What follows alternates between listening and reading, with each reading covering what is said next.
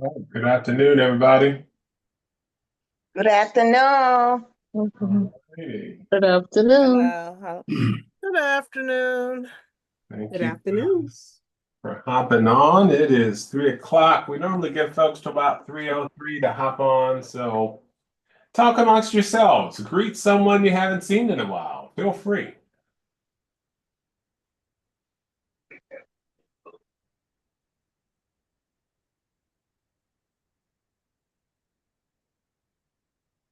Or you can Good let me know. afternoon, Aisha. There we Hey, go. Miss O, how you doing?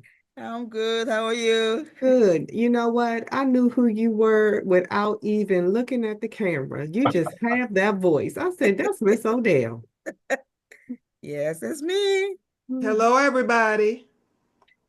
Hello. And that is Beverly. Hello. Hi, Hello. Beverly. Howdy, Someone howdy, turn your happy camera on, holidays. Beverly. You talking about froze. We want to see it. Well, you see it every day when I come to work. No, it's not the Hello. same. Sorry, my camera's not working. Hi, everybody. I'm going to meet back because I'm in the classroom. This is Alba. Hello. Sierra, you asked about caption. Is it working? No, it's not on my end. So I was wondering if the option was disabled on the end for everyone else. Did you try it again? Let me see here. Sign participate time level.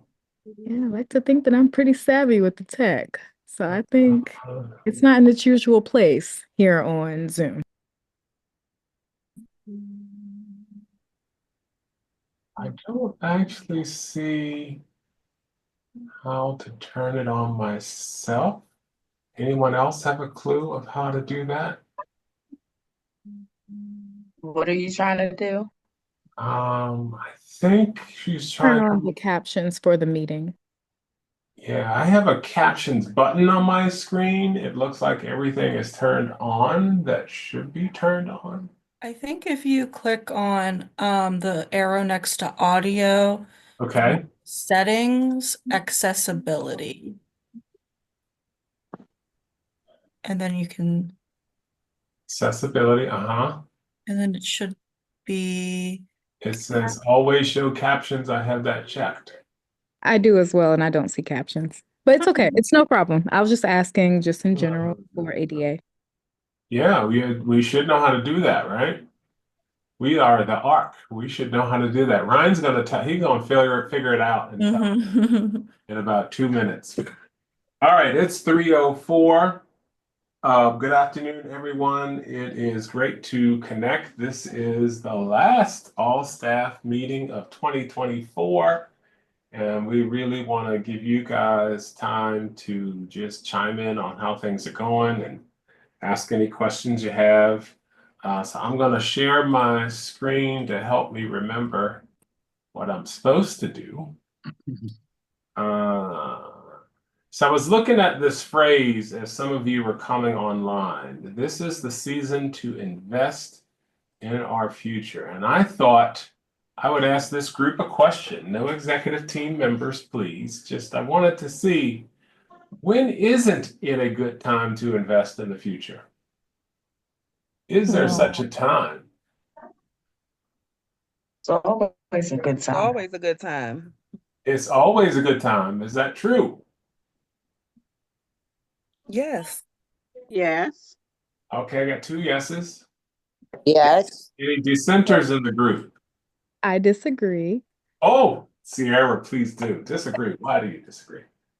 Sometimes we may need more work in the present with what we have before we add more in the future. Interesting. Other thoughts? I don't have an answer for this, by the way. I share one perspective, but I don't have a final answer, so don't worry about being wrong.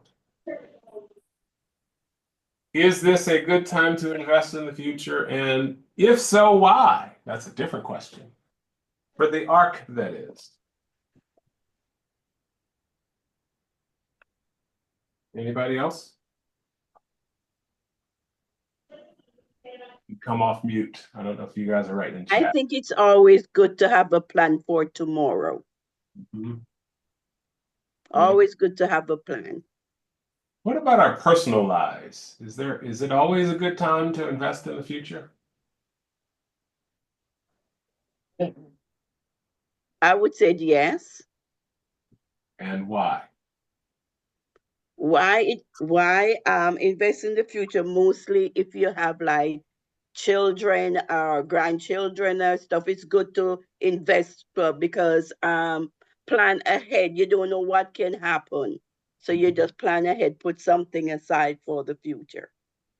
And what if you don't have anything to put aside for the future? Question after question. Hey, I'm just train of thought here. Well, if you don't have anything to put aside for them, all there must always be something. Even I learned from a young stage that if you have a penny, put something out of that penny away for the future. Yeah. Yeah. Another thing is that we would not be strong forever. We would not be strong forever to always walk. So we have to save for the future to survive in our old age when we can no longer walk. Good point. Well, the difference between a rich man and a poor person is how they think and how they do their investment. So it's how you think with your little penny. That's the same way you do when you have a lot. So These are good perspectives. I put that statement on this cover page probably almost a year ago. It may have changed slightly. But it's relevant to now because one, we're in a different season. This is a holiday season. Two, we're about to go into a brand new year, 2025. And three, we are investing. And I was just sitting here thinking as we were coming on the call, is this the right time to do it? So, we have different perspectives, but I think the good news for us now is that we have some capacity to invest. We're not strapped for cash or resources. We're not in crisis. And while things are good, you might think sometimes it's just keep it steady state. But still give it some thought for, where are we headed, what could be possible for the future. So that as a background, that wasn't even part of today's presentation, but it was just sitting there, so I had to use it.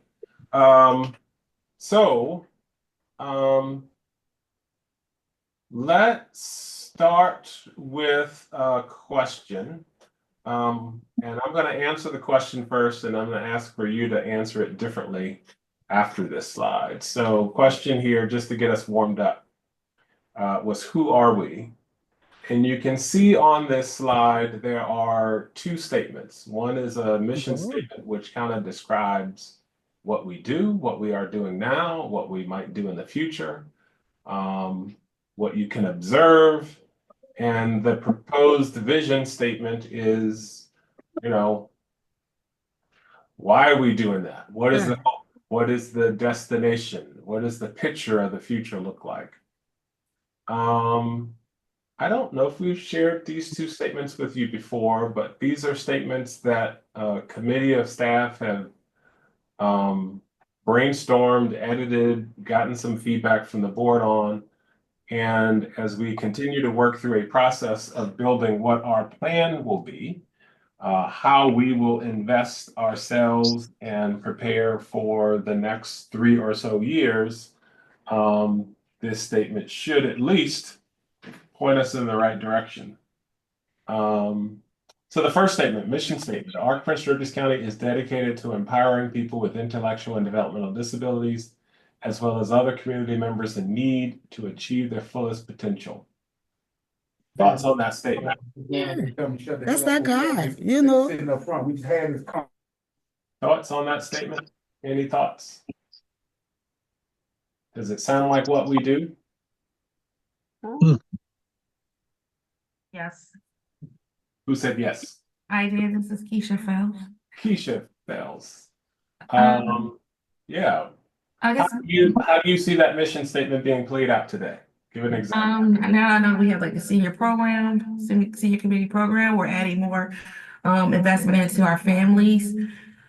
Being part of checking in those what is it called? When they're checking in to see how their family, their loved ones are doing. I think collaborating with outside providers more and engaging more in the community as well as, to me, is about the proposed mission statement that I've seen. Good. Anybody else? I would say I've seen some of it, and we're still working on some. We're not there yet. And that is the part of getting individuals more involved in the decision-making process of making their life or helping them live their life to the fullest potential. I think we are still on that road. I do not think we're there yet, but it's something that we've started implementing. And I think with that, it will help to get to that point where they can actually achieve they can actually live their life to the fullest that they want to. Is there a word or phrase in the mission statement that triggers that thought, Indy? Yes, it says to achieve their fullest potential, and I feel they have to be at the center of that. Making decisions, that is what will help them being involved fully in that particular road. That will help them get to that point where they can actually achieve the best out of life, because it's more about them and they have to be at the center of it all. Good. Yeah. Sierra, I see your hand up. Yeah, I love both the mission and the vision statement. And I think putting on my behavior cap for a hot second and thinking about operational definitions, I do wonder how we are defining in need. And I wonder about that just so that we are within our scope, understanding where we are in our political climate, and just our funding opportunities and things like that, what that means so that we are staying aligned and staying in a way that is sustainable. But otherwise, I love it. Love it. What strikes you when you see, so you're in the mission statement. It says we are dedicating ourselves to empowering people with intellectual developmental disabilities as well as other community members in need. What strikes you when you hear that phrase, other community members in need?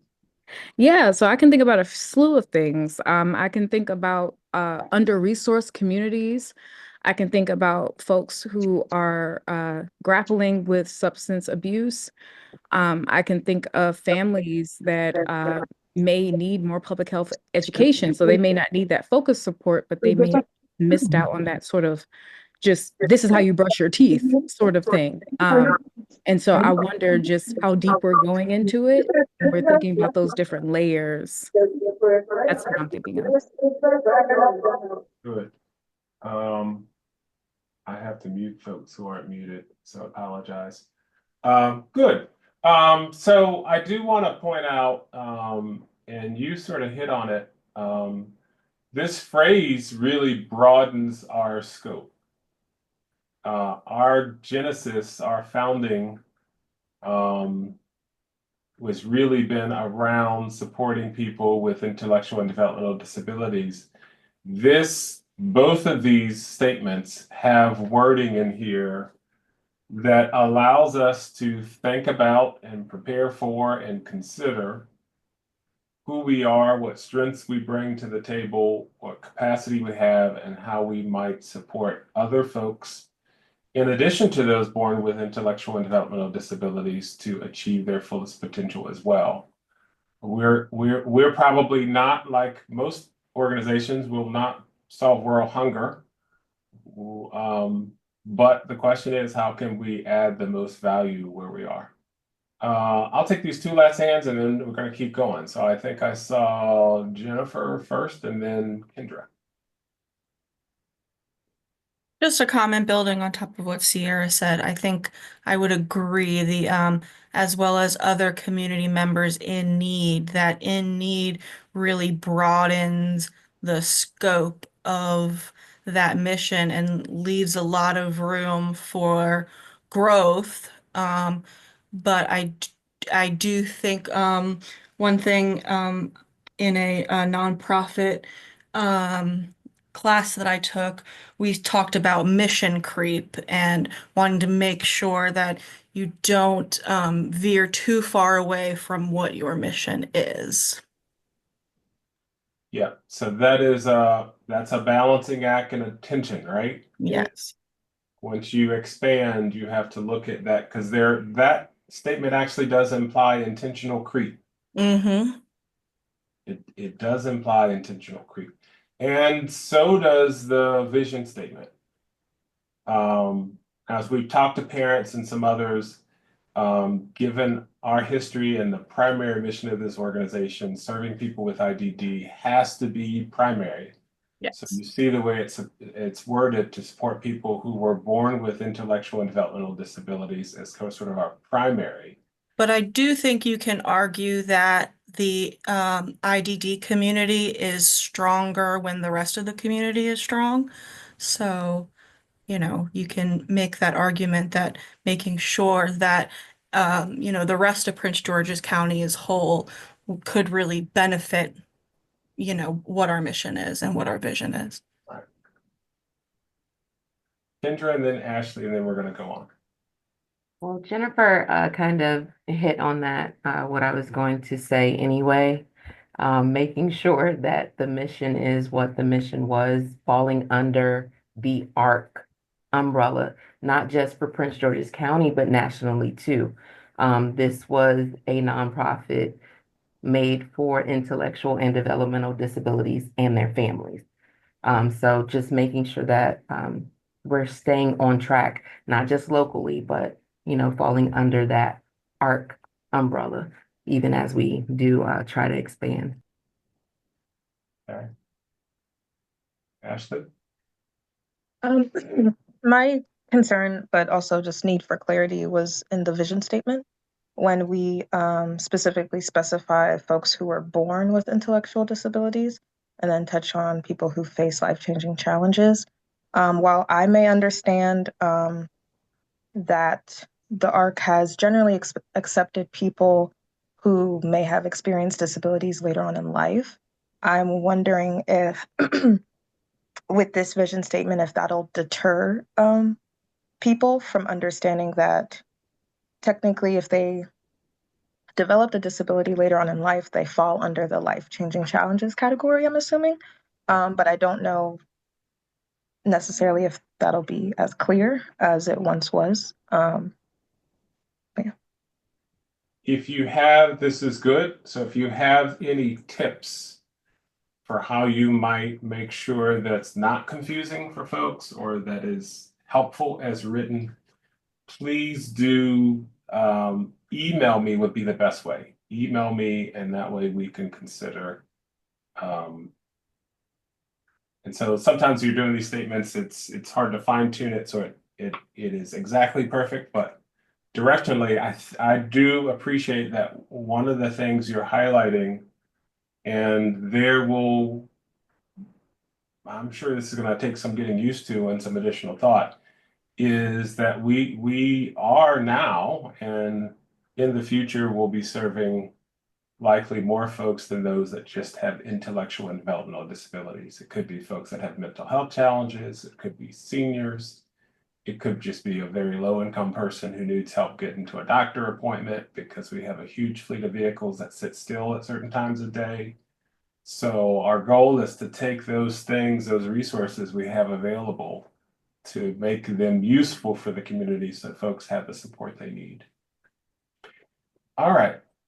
Good thinking on this. All right, so again, we are in strategic planning session, which is why you see, you know, we're taking a look at the mission and vision statement. It is a duty of the board of directors to make sure the mission and vision statement, well, it's their job to set it. We do work to help frame it, and then they take our input, and for the most part, they are comfortable with what we come up with, but part of their role is to look at it and make sure it is directionally appropriate and helps to add value to the community. There are 5 strategic pillars, and so you will hear more about these because we need to flesh these out. But to move forward and invest in the ARC, we want to continue to expand services and meet the needs of the community. We want to help more people fulfill their goals and to have the support and assistance they need. We're going to need technology, personnel, facilities, and the right brand awareness to do that. And so we are now taking time to take each of these pillars and flesh out what are some of the things that over the next 3 or so years we need to move forward so that we can be achieving and accomplishing our vision and mission statement. All right. Any questions, thoughts, compliments, ideas? Even when you see those pillars, like, are there ideas that come to your mind? Hey, here's a problem that people are facing. Are we going to address that? Or you see technology on there and you think, hey, well, how come we're not using this sort of technology to accomplish ABC, XYZ? Chime right in. Carmelita. Yeah, so the strategic pillars, I see all this. I just have a question in terms of if our vision is to support a diverse group, how are we incorporating that in terms of increasing staffing competency? That's a big question. That's why there's a personnel bucket on here. And so that's some of the things we need to think about. When I hear your question, though, Carmelita, I think it depends on what is happening, what is needed, what are we trying to accomplish. And so each of those individual or groups of things that fall under service expansion, you're going to need to figure out how to staff it. Can I give you an example? This is a simple example, but we're talking to the school system right now about how to support transportation needs of kids in the school system with disabilities or special needs, because the school system is having a horrible time in a lot of different places. One, there are not enough special education teachers. That's a whole nother topic. But two, there's not enough transportation. And so kids are sitting on buses for hours waiting for others to come out. Some folks are being left at home and not picked up.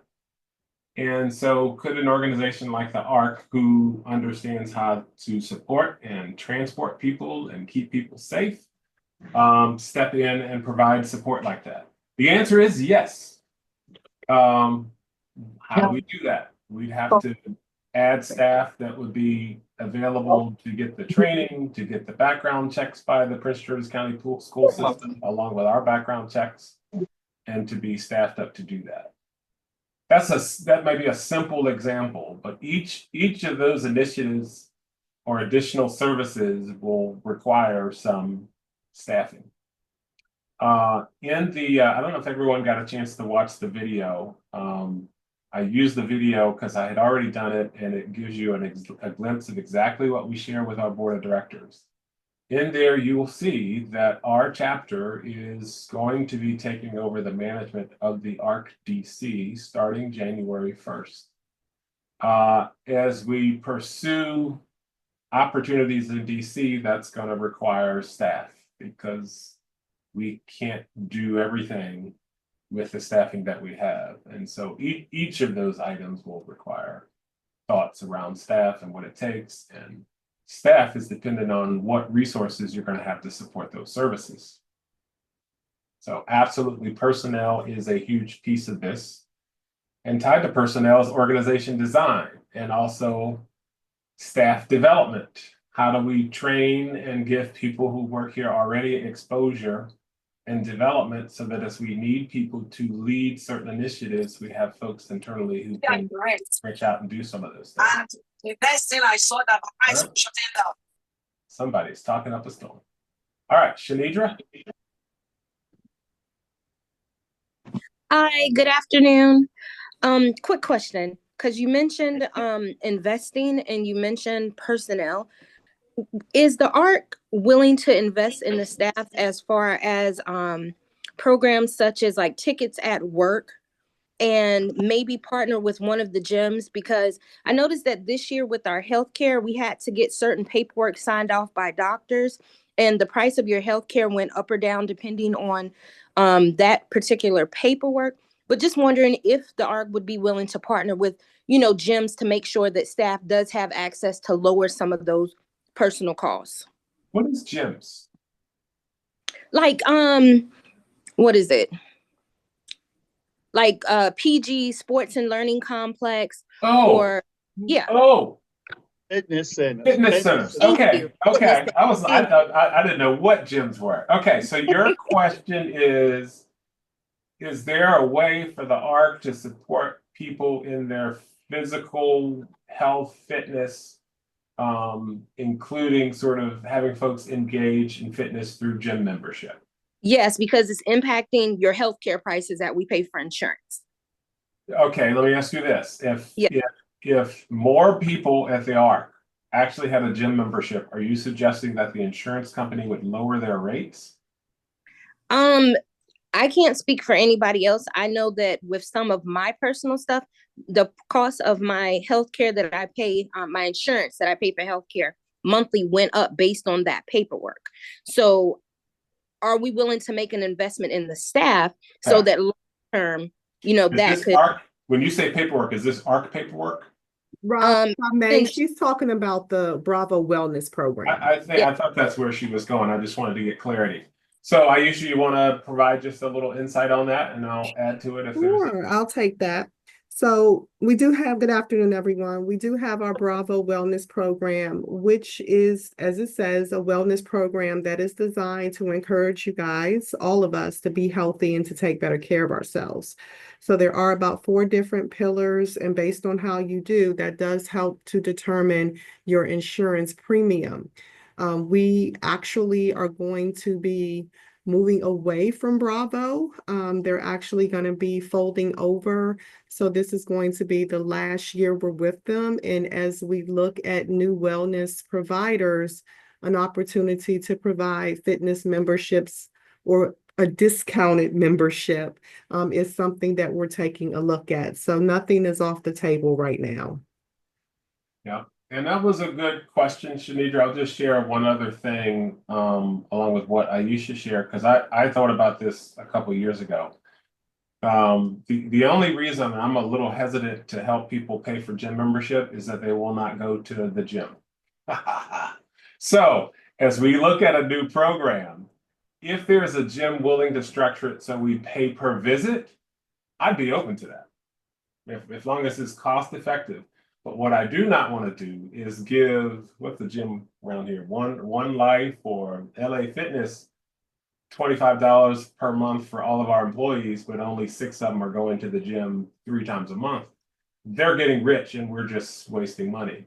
So we will look for opportunities like that because we do want people to be healthier, and your health actually lowers our cost. And you may not know this, but our health insurance costs is something we self-insure.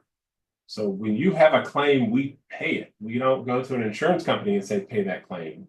They process it on our behalf, but it actually comes out of our income statement.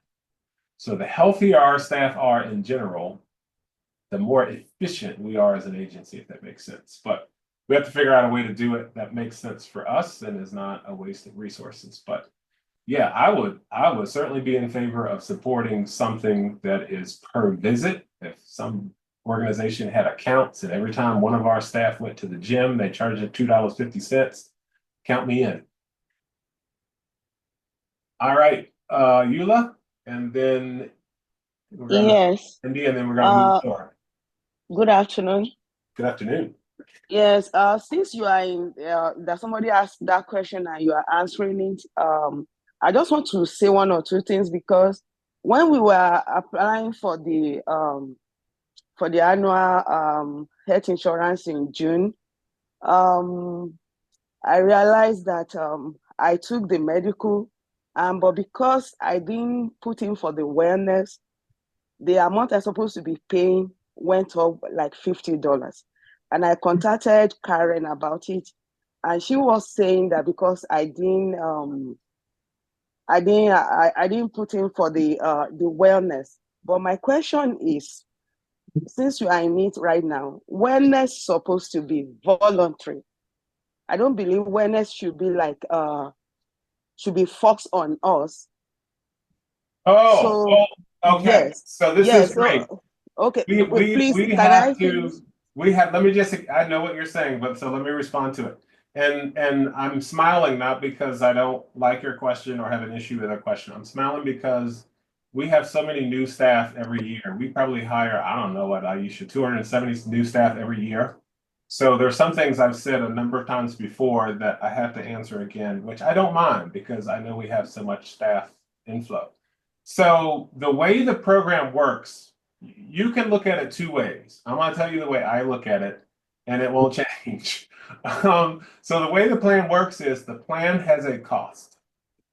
We have data analysts and actuaries who work for a broker for us. And based on our claims history of how we use that insurance program across all of our staff, it tells us you should budget somewhere around $2 million a year to pay for all your staff's health needs, right? So that's somewhere around there, $2 million. And we take that cost and we divvy it up based on if you're a single person or if you have family plan, that kind of thing. And the way the plan works is you get a discount if you participate in the wellness program. If you do not participate in the wellness program, you pay the regular fee. So you could say, well, no, the way I look at it is I have to pay more if I don't participate in the wellness program. It's true, but the other is also true. If you participate in the wellness program, you get a discount. And the reason we do that is because if you participate, it means you're paying more attention to your health and you're trying to get your numbers down. And if you do, you actually earn more points. So for instance, one year, my heart blood pressure, I don't mind telling you this, was higher than the prior year. And I didn't get the discount because my numbers went the wrong way. But the following year, I made sure that I got my numbers down and I deserved a discount because my weight was lower and my blood pressure was lower. So I know sometimes you may look at it as a penalty, but I want to encourage you to look at it as an incentive. We want you in the wellness program. And if you participate in it and you improve your health and you monitor your health, we will reward you with a discount. Yep. Indy? Yes.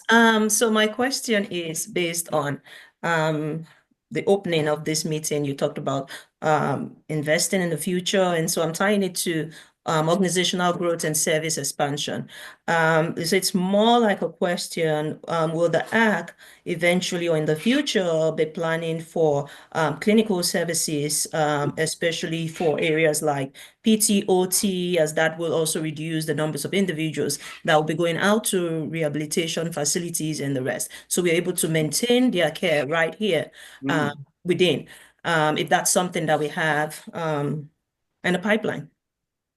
You are feeding it into the pipeline at this very moment because this meeting is recorded and folks are on here taking notes, and that is a very good idea for us to consider. Absolutely. Absolutely. Could we provide more services that people need that we typically support? And can we make it more convenient? And can we provide it in such a way that when we have different services and service providers, even if they're internal, communicating better together, it should make the whole of the healthcare or the service for people we support better, right? It's like many times if you go to an emergency room, you got a primary care doctor, you got someone focused on your heart, you got another first person focus on your, I don't know, your digestive system. They don't talk. And that doesn't produce the best healthcare. So your point is well received. How do we take and bring services together for folks in a way that's more holistic? And what are more of those things that we could actually do under the ARC ourselves? Very good point. All right, so we're gonna do a short exercise as a break here. I'm gonna ask, there's a question on the screen. How are things going now? Now that question is not probably the best question. So let me describe what that question means. And then I'm gonna put a poll on your screen.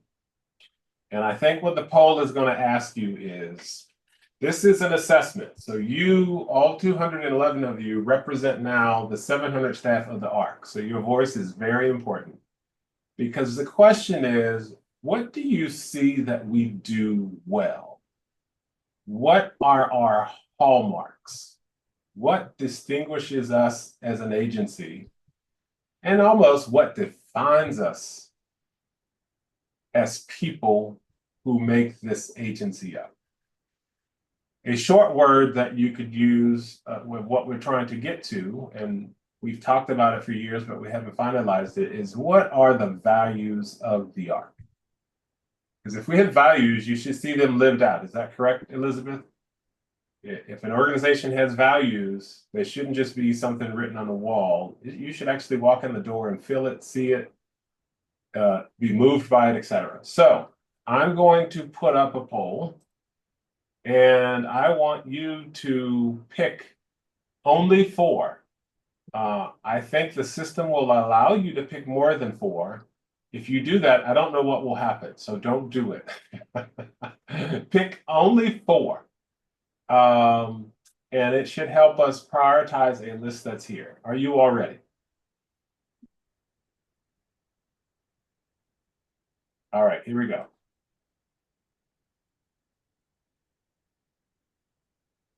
I'd like at least 100 of you to pick your top. Take your time.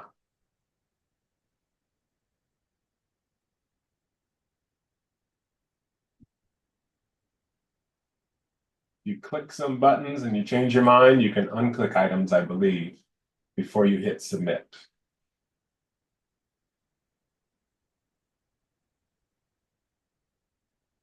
I'll give you 60 seconds. What do you see every day at the ARC?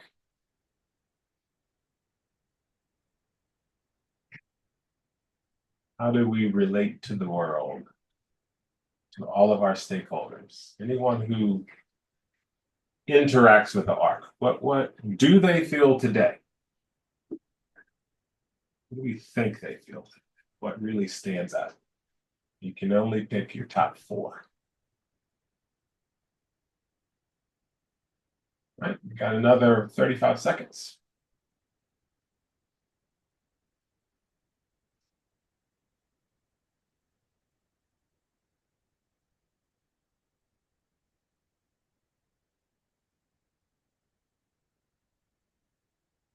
All right, 100 of you have already responded. I'll give you another 25 seconds. After you pick your top 4, you can click submit or whatever your bottom button says to submit your responses.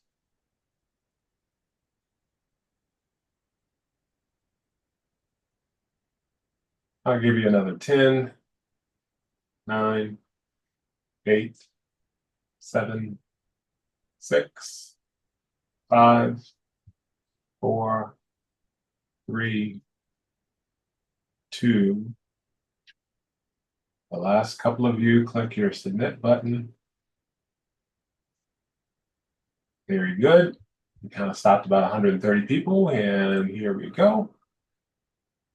All right. You should see the same thing I see. It's not exactly in order. By the way, these items were in alphabetical order, if you didn't see that. So I did not try to influence you which ones to click first. It was not a subliminal thing, Sierra. I know you're wondering that. All right, caring. Let's just look at the high ones here. Caring. You should see caring, and we do see caring at the ARC all the time. Continuous improvement. How about that? Diversity. What else is really high? So those are the highest ones, and I guess your next phase would be person-centered. And I'm gonna stop there. You can see the rest, but those really stand out to folks. Eventually, we want to kind of know what are our top 5 or 7. You got more than 7 folks saying on know what you're talking about. So this is helpful. So I have one more question, and then I'm going to ask Tanya to share a little bit about something a DSP work group is doing, and may trigger other thoughts and input from you all. And when we're done with that, we're going to open up the floor for any other topics we haven't covered. All right, so my question to you, or request, man, I should have left that back on the screen. So you guys hopefully remember what you just saw. Oh, I can share it still. All right. So this is the ones I listed for you. Where did these come from? They came from a strategic planning retreat 4 years ago that I resurfaced. And I added a couple of items in here. And what I want you to do now is, based on what was in this list, you might have thought, man, we're missing a word. What I see every day is this. What I think really makes us special is this. What I think we want to do to impact the world is make sure the world sees, feels this. So I want you to, in the chat, only one word, please. If there's some word that was missing and fits that criteria, please type it in the chat and we will save the chat.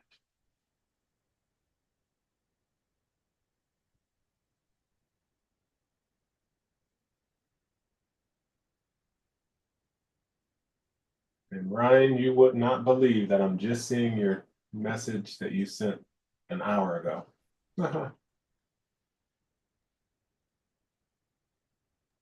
I'm making you a co-host. All right, did anybody put anything in the chat? Integrity. What's wrong?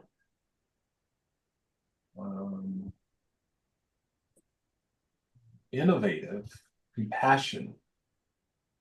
Yeah. Family friendly. Oh, man, these are good ones. Ooh-wee. Empathy. All right, I'll give you 5 more seconds in case there's something that pops up. Again, these are like, these would be the top. Like, so don't just give us 30 more things to consider. These got to be like, this really should be in the top 7. All right, very good. I will save the chat and have those handy, and I may have us as a group look at it one more time in 2025, and we're gonna finalize what really is our values, what we live by today. 1 or 2 of them might be a little aspirational, but most of them should be what we do today. All right, with that, I'm gonna pull up a presentation, and Tanya has some wonderful updates from some staff who have taken some time to provide feedback and ideas and next steps. So Tanya, if you're able to unmute, please go right ahead. I will pick up your slides and share them on your behalf. Just tell me when I should go to the next slide. Okay. Good afternoon, everyone. I am Tanya Johnson, Staff Engagement Liaison. Rob, you can go to the next slide. Okay.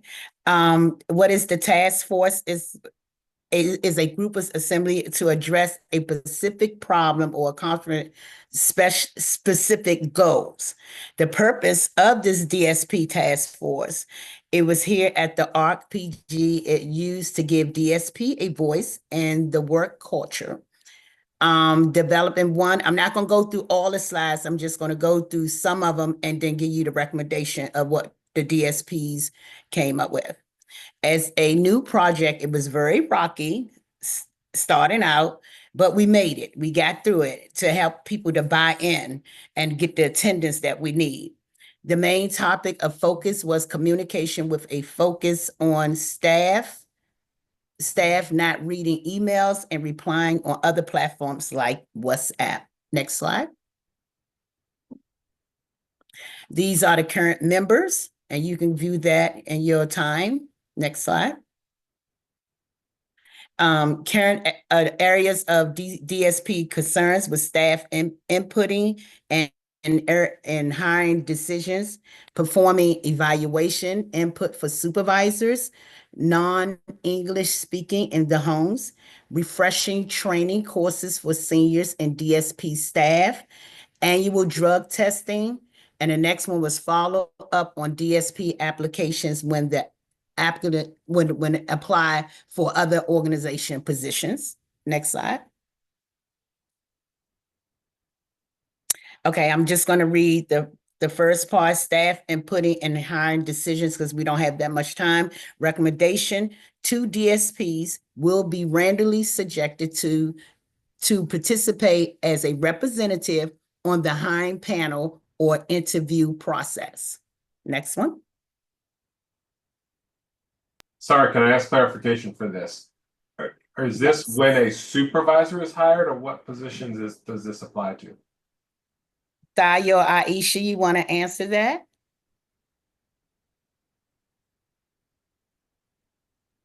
Sure, I will answer that since I didn't see Thalia rush in. I'm sorry, I'm a little late with the clicker here. I'm apologizing up front. Okay, I'll leave mine unmuted. Okay, go ahead, Thalia, take it away. Okay, apparently when the task force got together, there was some thought that maybe staff weren't having as much input on the hiring decisions of managers, so that sometimes people will move to positions and people were saying in the background, saying, if somebody had asked us a little bit about that, because we've had turnover in staff at certain positions. And if we had asked questions from people that maybe work for people, then maybe we wouldn't go through as much of that turnover. So part of the process, and Aisha and I were asked to respond to some of the concerns or questions that people had. Part of that, the recommendation came back that 2 DSPs would be randomly selected so that they could kind of represent the DSP perspective when hiring at the next levels up. Cool. Sounds good. Okay. Next slide. Performance evaluation input for supervisors. Recommendation, a previous practice will be re-implement and monitor skip level. It allows DSPs to provide feedback and anonymous evaluation of supervisors. Next slide. Are people clear on what that means? Because initially, when that came up, Tanya, I didn't know what a skip level was either. And apparently it was a practice that was used previously where people, and I know we do it at the higher levels, I know people get asked questions. I try to ask people that work for people that work for me. I try to get their perspective on how things going, and I ask people from other departments what your relationship is. How do people, work with others? So in this case, even the DSPs would have the opportunity, if they're not speaking directly to their supervisor about their evaluations, they would be asked by the supervisor, how are people doing? So that they will be able to provide input into how the supervisors are doing. It's called the skip level process. It had been in place, and so it's going to be reinstituted in essence. And I want to just say, Thalia, again, because we have so many new people, no one was ever terminated because of a skip level. Okay. And I know sometimes people think, what? My staff are going to talk to my boss about me. The whole point of it actually is not just to talk about you, but to just engage folks at different levels to say, hey, what are you seeing? What more could we be doing? What other challenges do you see? Because when we're in everyday mode, those are questions that we don't normally respond to. We just try to get the stuff off our desk, read our emails, do our incident reports, and go home. And so it's a great avenue to just get input from everyone. And then I think on top of that, what I think this also says is that when it's time for performance evaluations, like I do, so for Thalia, I ask Thalia's direct reports, hey, what did she do that you like? What do you wish she did differently? How supportive is she? And I take everyone's input, and if I see something that shows up a couple of times, I've embedded in my performance evaluation Thalia. So it's both. Skip level is separate from an evaluation. So I want to make It's a development tool, is what it is. Yeah. It's a development tool to make you better and to get feedback from people that may not necessarily always have an opportunity to weigh in and give feedback. But in its truest form, it's a development tool. And it can be about challenges, but it can also be a good time to shout out people and the things that you like seeing if you want to see more of that. So please make sure that that we are all participating in that process. It's a good one. And we all can learn. Yes. Okay. Okay. The next one is multiple language used in space with individuals supporting and English only speaking. The recommendation is HR and leadership will send out communication addressing the concern regarding the use of multiple language used in the workplace. Employees can install translation apps on your phone and other devices as tools for inclusive and communication. Staff can open, share their language, what is being said with their colleagues. Next. Or if anybody wants to chime in. I don't want to gloss over too fast. I think this is here, maybe from DSPs. I have heard in the past that some folks either just feel left out because they're in an environment or a room or a group home or someplace, and there's a set of people speaking maybe a native language or some other language they share in common, and I'm left out. I don't know what's happening. If I'm maybe a little paranoid or I'm not just sure exactly what's happened, sometimes I may even feel like, oh, I'm being left out on purpose. And then on top of that, I might feel like, are they talking about me while they're laughing? And so I think that's some of the root here. I know we respect everyone that works here, no matter where you're from, no matter, whatever this background story is, but we do want to make sure we have an environment where folks feel comfortable, respected, etc. And so I think we've sent something out on this before, but it sounds like we're going to send it out again. And yes, that's I think the theme here. So this has been an ongoing theme. But the other thing is we are working with individuals who sometimes communication can be difficult when people are, trying to communicate through English. And it's already a challenge. And so when we're adding multiple languages on top of that, people aren't able to grasp the concepts that they should be getting. And so sometimes it is preferable when you're working with the individual specifically or they're around, if you are leading by example and being the leaders that you are, you need to be speaking in a language or in a way, and everything we do should be done in a way that the people that we support can understand. And so that's just being thoughtful. Absolutely. In the way we provide services. So that is just the one. Now, anybody, like indicated here, people can, if it's just the situation, you just want to know what somebody's saying, you can use other devices and you can understand exactly what people are saying because they have technology out here that can translate for you. Okay, I think that's it. Okay. Refresher training courses for senior staff. The recommendation, it was suggested that if a DSP would like to take a training, for example, ARC Academy, they should contact their supervisor to arrange coverage. The DSP members were notified the ARC Community Living Department has hired a schedule to assist in coverage. Other departments should notify their supervisor who will make coverage arrangements as necessary. Is this here because some DSPs didn't feel like they couldn't sign up and volunteer to take some training that was available for one reason or another? Yes. Did they not feel supervisors were supportive of them taking the training, or was there some other issue? I wouldn't say that, but they just didn't have the coverage. Okay. So this is all about helping people have the capacity to take advantage of training. Absolutely. And part of it, okay. I think part of it, the backstory to that too, is that you have a lot of new people coming on, and then you had some more seasoned staff who were trained many, many, many years ago, and they felt like they didn't have all the information that the new people were getting when they come in now. And so they were like, well, maybe I need to go back through that training, even though they have been checked off and they're good.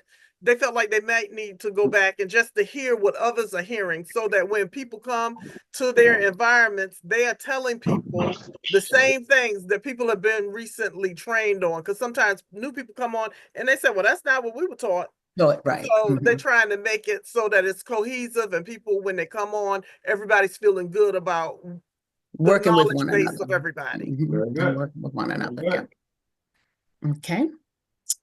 Annual drug testing recommendation. HR clarified that drug testing will occur for reasonable suspicions. Staff are required to report any such suspicions to their supervisor and the chief of staff.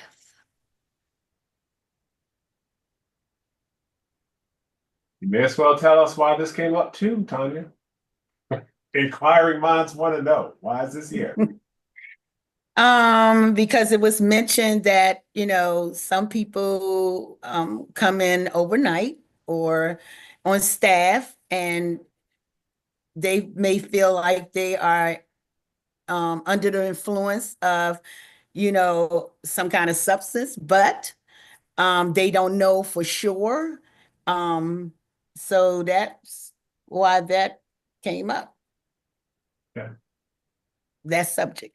Can I ask a clarifying question? Because I just don't know, so I apologize. I don't know if this is considered an incident or not. So this says they should report it to supervisor or chief of staff. Is that in lieu of an incident report? Like, so you think someone come in, they smell like weed, it smells like they smoked a whole batch of it 10 minutes ago. I don't know how you could tell that or even think that's possible, but let's just say that's the case. No incident report is involved. It's just what it says here, reported to your supervisor and chief of staff. At this particular point in time, that is correct. Okay. Cool.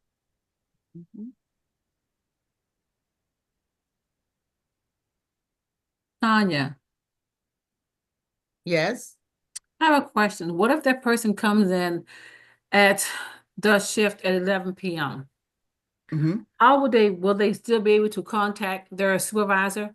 Because a lot of times supervisors may not be around their work phones, or how would that go into play far as, do you gonna have to do an email? Hopefully that, or they'll answer right away, or they'll see it in the mornings. How would that work? Would it have to call that staff immediately? Or how would that go about? Well, you should be able to reach out to your supervisor. Okay. If something like that happened. Okay. You should be able to reach out to your supervisor.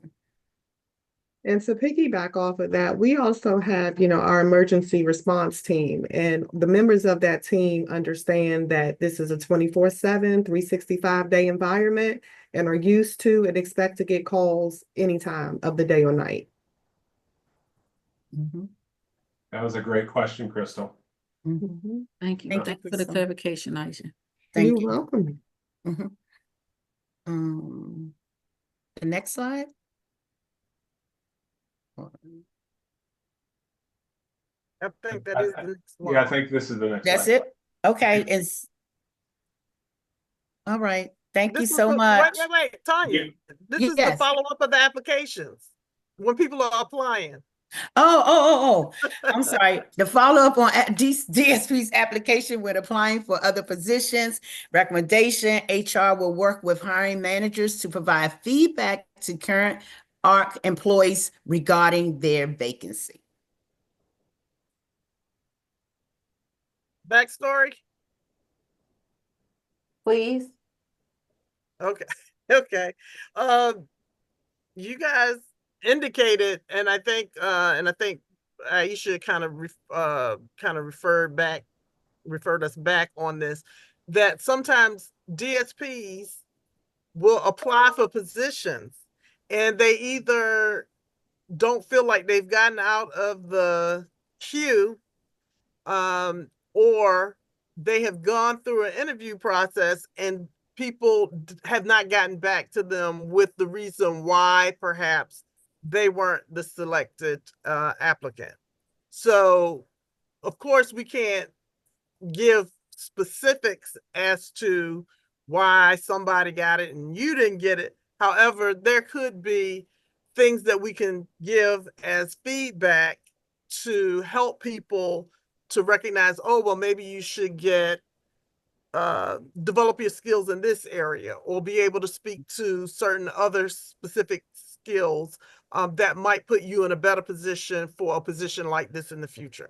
But we want people to always look at what's available in the in the organization so that people can move. And if you notice recently, because the organization is growing, there has been a lot of development internally.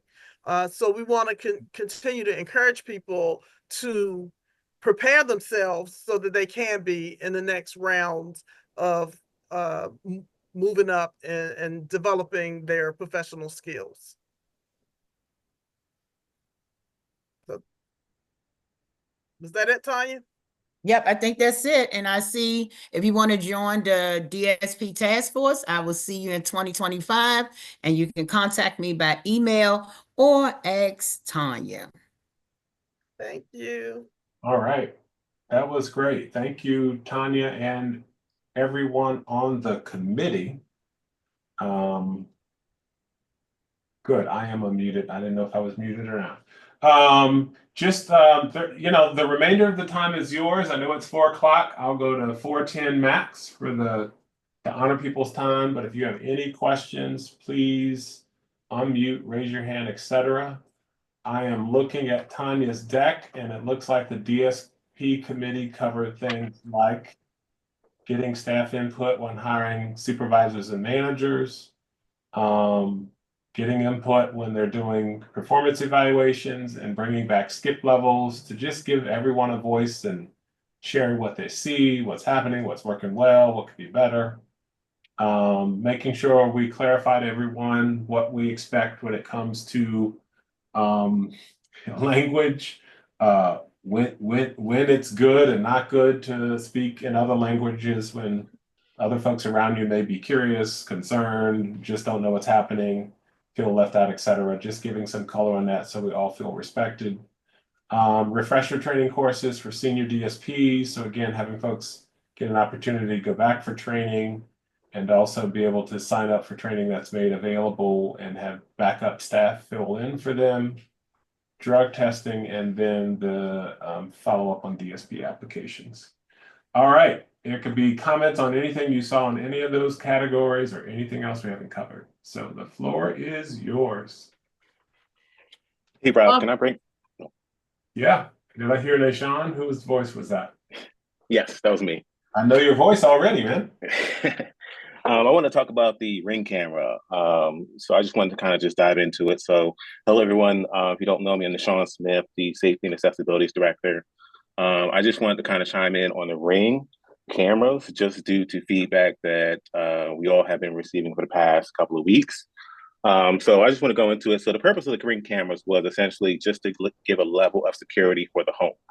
I believe, people were concerned, just the feedback that we were getting, that people concerned of opening doors when the sun was down. And so we had the Ring cameras. I know Alco delivers medications at certain times when the sun's down, and staff felt concerned. So we put the Ring cameras on the front door to essentially, so that staff can speak to whoever's outside the door on the tablet. So you don't have to open the door can be locked. You go straight to the tablet that's mounted to the wall. And essentially, you talk to whoever's outside, you ask for identification, of course. If you do not know them, then essentially you say, hey, I need you to leave the premises because essentially I do not know you. But that was what the purpose of it was. Unfortunately, as we put the rings up, it's kind of brought up some other issues as far as what doors to use in the house, what bags to bring in the house. I know you've seen emails that have kind of came out, so I'm going to kind of dive into that as well. So I sent an email out about 3 weeks ago talking about the doors. So essentially, we want everyone to use the front door. When you're using the side door, when you're using the back door, when you're using the garage door, you are leaving that door open and leaving the home unsafe. You may be that person that locks it up, but not everybody's doing that. So that's why I sent an email out saying, hey, please use the front door, because if you are going in that back door or side door, the staff that is relieving you working that 11 to 7 shift may not know that the back door or the garage door or whatever door is unlocked. So we ask everyone to use the front door. What you were doing before the rings and after the rings shouldn't change. It should still be the same. The next topic is essentially the bag issues. So I know I sent an email out 2 weeks ago about the bags. And I know people had a lot of concerns about that one because it's like, I bring in, 2 bags. Is that okay? And that's fine. If you have a book bag, you have a lunch bag, you have a pocketbook, you just have a little bag that has, some essentials in there, that's fine. But, some of the things that we are seeing on the Ring camera are IKEA-sized large bags that are carrying items that should not be brought into the house. And some of those items are a pillow, a blanket, or even bags of clothes that you're washing that's your own clothes. And so we're asking you to bring the essentials to work when you are working. Because essentially, when you are coming to work, you are supporting the 3 or 4 or the 2 people that are living in that home and providing them with support. When you are doing other things, like washing clothes, you are taking away that time. When you are setting yourself on the couch to have a pillow and a blanket and kind of relax, especially if you're working that overnight shift, your body's telling you, hey man, we nice and comfortable, it's time to take a nap.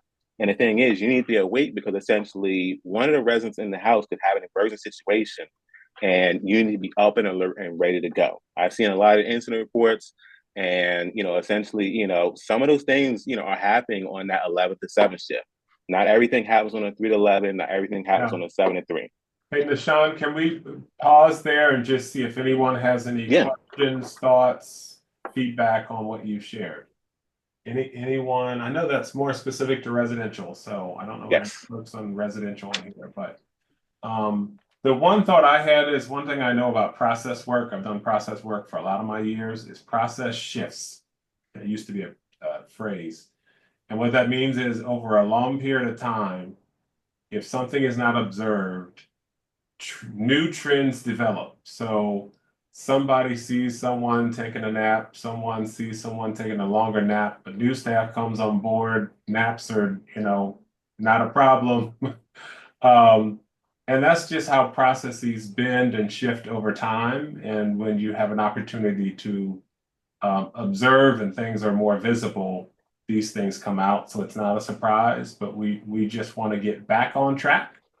And if you are supposed to be awake and serving and available and alert, we got to make sure we're there. We got to do what we can to do all those things that show we live up to the values we talked about earlier. So please just be mindful of that. Don't take it as an attack. Don't take it as, oh man, this is the ARC just trying to put their thumb on people again. No, it's just that when we see things and they're visible, it gives us an opportunity to get us back on track to what we were supposed to be doing the whole time. So thank you. Any comments, questions on that before we move on? I have a question for residential staff. Do they do a report like 5 minutes prior before their shift? So as each shift ends, there can be a report given on what occurred throughout the day. Are they actually reading those logs? That's a good question. That can also help to eliminate a lot of incident reports because of Russian lack of communication and taking the time to give a proper report. Anyone can respond to that? How does that work? Yes, this is Brenda, Director of Nursing. At the change of every shift, they're supposed to do a handoff. That they talk about what happened on their shift to the ongoing shift that comes on duty. So that's a yes. Cool. All right, any other topics? It's almost 4:10, something burning we didn't cover today. Hi, Rob, it's Monique. I just wanted to touch base back onto the Ring camera issue. One more thing I wanted to state, that the Ring camera should not be touched or objects placed over them to cover the cameras. Please don't do that. Okay. Don't do that. So everybody understands, don't touch the Ring camera, don't cover it up. It's there for your safety and for the individual safety. Yeah, please, Thank you. Please encourage your colleagues that, everything we're doing is for the benefit of the folks we support. Ultimately, everything we do is for the benefit of folks we support. Even when it comes to staff retention, we try to retain people because the longer folks are in the seat and the better they know the people they support, and the fewer times we actually have to hand off to a brand new staff to come and learn what Johnny needs and what ticks Johnny off. And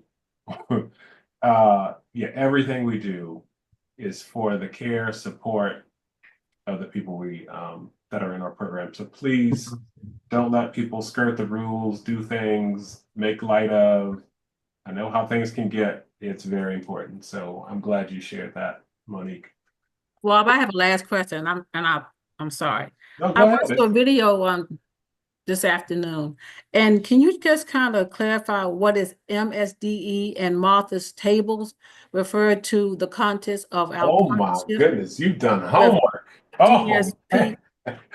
you've done homework. Okay, extra credit goes to Crystal Ali. She gets the apple of the day because she's done homework. She's come with questions. Okay, really quickly. MSDE stands for Maryland State Department of Education. There is a brand new program under Melanie Clark where we now are doing something brand new, y'all. We do after school, out of school time supports for students with special needs or learning challenges at High Point High School, about 40 or so students. Brand new program.